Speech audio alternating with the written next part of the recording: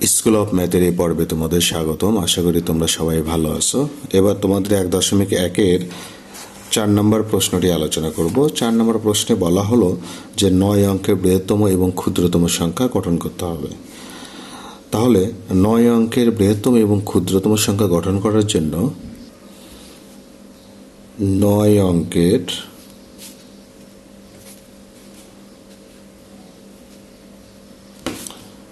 বৃহত্তম সংখ্যা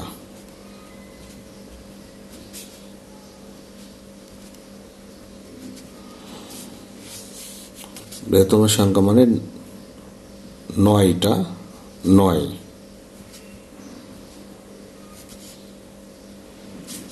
2, 4, 6,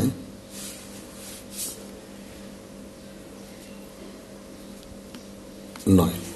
আমরা 9টা 9 লিখব, তাহলে 9 অঙ্কের বৃহত্তম সংখ্যা আমরা পেয়ে গেলাম। এবার 9 অঙ্কের ক্ষুদ্রতম সংখ্যা, তাহলে 1 লিখে তোমাকে 8টা শূন্য দিতে হবে।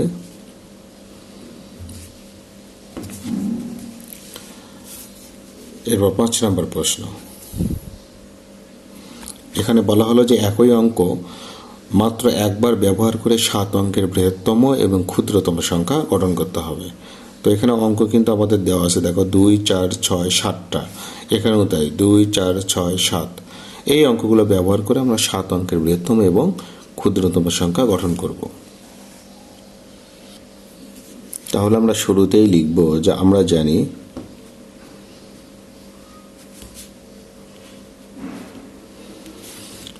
অঙ্ক পাতনের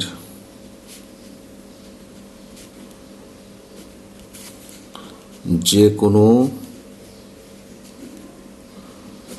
অবস্থানে,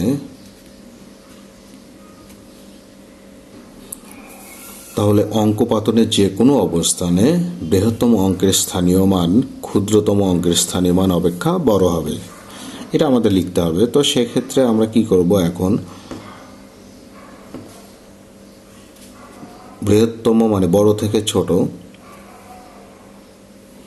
তাহলে আমরা এখানে একটু বলবো যে বড় থেকে ছোট সাজিয়ে।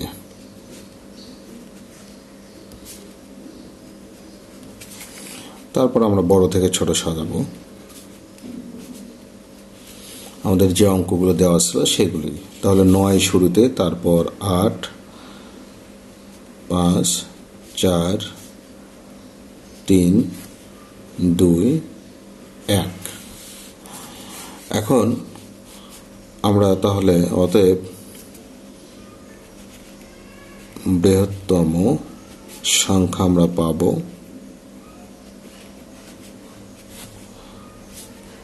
9, 8, 5, 4, 3, 2, 1। ঠিক আমরা ছোট থেকে বড় সাজাবো। এবার ছোট থেকে বড় সাজিয়ে পাই।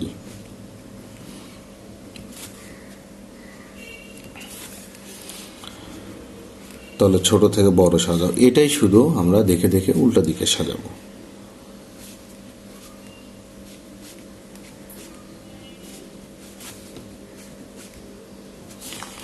অতএব ক্ষুদ্রতম সংখ্যা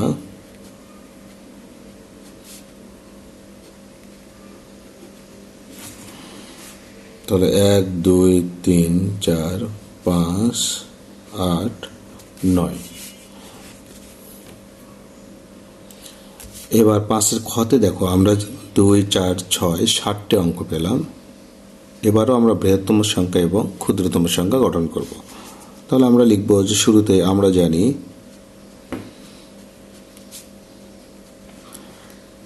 বৃহত্তম অঙ্কের স্থানীয় মান, ওই কথাটা আমাদের আবার লিখতে হবে। তো আমরা আগের কথাটাই আবার লিখে নিলাম যে বৃহত্তম অঙ্কের স্থানীয় মান ক্ষুদ্রতম অঙ্কের স্থানীয় মান অপেক্ষা বড় হবে। তাহলে আমরা এবার লিখব যে বড় হতে ছোট সাজিয়ে পাই বা ক্রমে সাজিয়ে পাই।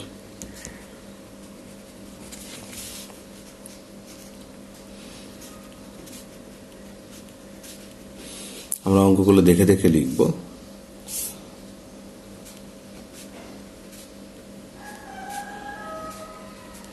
লিখলাম অতএব বৃহত্তম সংখ্যা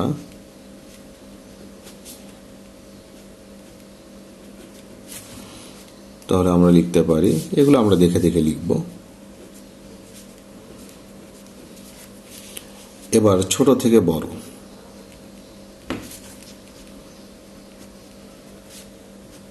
বড় সাজিয়ে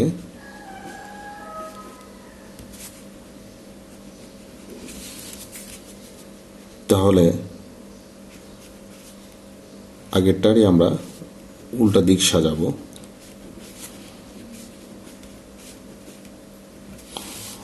তো এখানে তাহলে আমরা লিখব সর্ববামে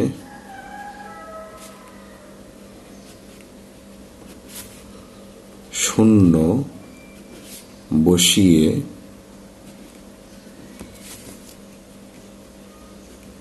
ক্ষুদ্রতম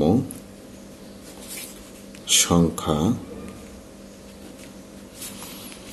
তাহলে 0 3 4 5 7 8 9।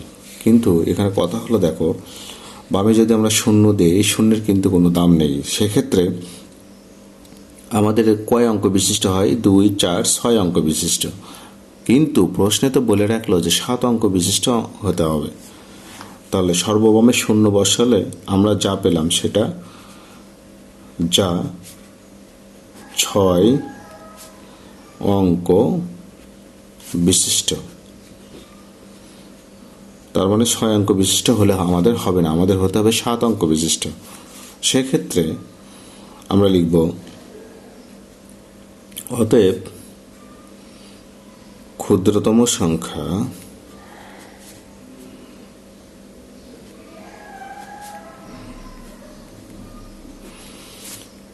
তাহলে এখানে 0কে আমরা 3-এর পরে দেব, তার মানে 3কে আগে দেব।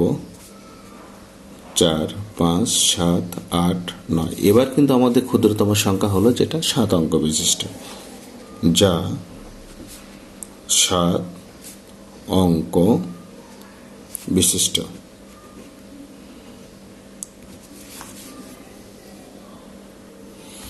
এবার দেখো আমাদের 6 নম্বর প্রশ্নে বলা হলো যে 7 অঙ্ক বিশিষ্ট কোন বৃহত্তম এবং ক্ষুদ্রতম সংখ্যা তুমি গঠন করবে যার প্রথমে 7 এবং শেষে 6 থাকবে।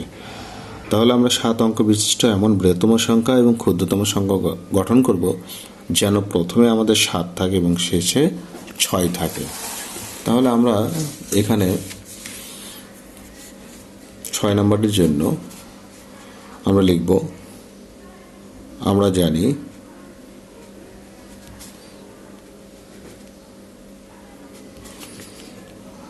7 অঙ্কের বৃহত্তম সংখ্যা।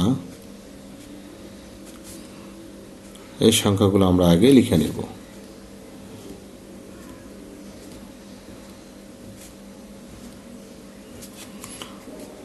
তাহলে 7 অঙ্কের ক্ষুদ্রতম সংখ্যা 1 লিখে 6টা শূন্য। তো আমাদের শর্ত হলো প্রথমে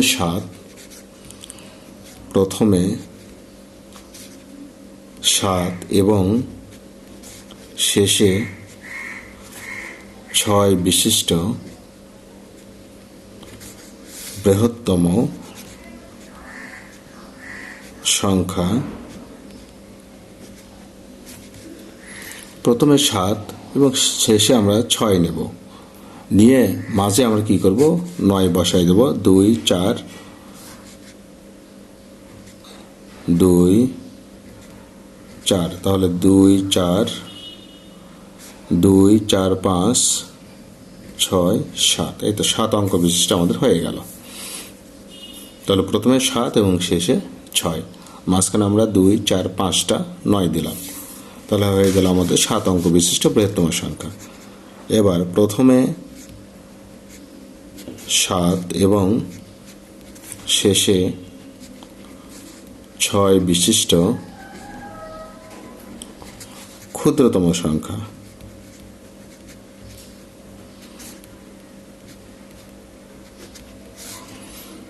সংখ্যা, তাহলে প্রথমে 7 আর 0 দাও, 2 4, তাহলে 2 4 6 7, তাহলে 5টা 0 দিলাম মাঝখানে, আর প্রথমে 7 এবং শেষে 6। সর্বশেষ 7 নম্বরে বলা হলো যে এর মানে এখানে যে সংখ্যাটা দেওয়া হলো এর অঙ্গগুলোকে বিপরীতভাবে সাজালে যে সংখ্যা তৈরি হবে সেটাকে কথায় লিখতে হবে। তাহলে আমরা লিখব যে এত এর অঙ্কগুলোকে বিপরীত ভাবে সাজিয়ে, তাহলে বিপরীতভাবে সাজালে আমরা 5 4 3 7 পাই। অতএব আমরা কথায় লিখব, এটা হলো তাহলে 3 ঘর পর আমরা একটা কমা দিলাম, 55,400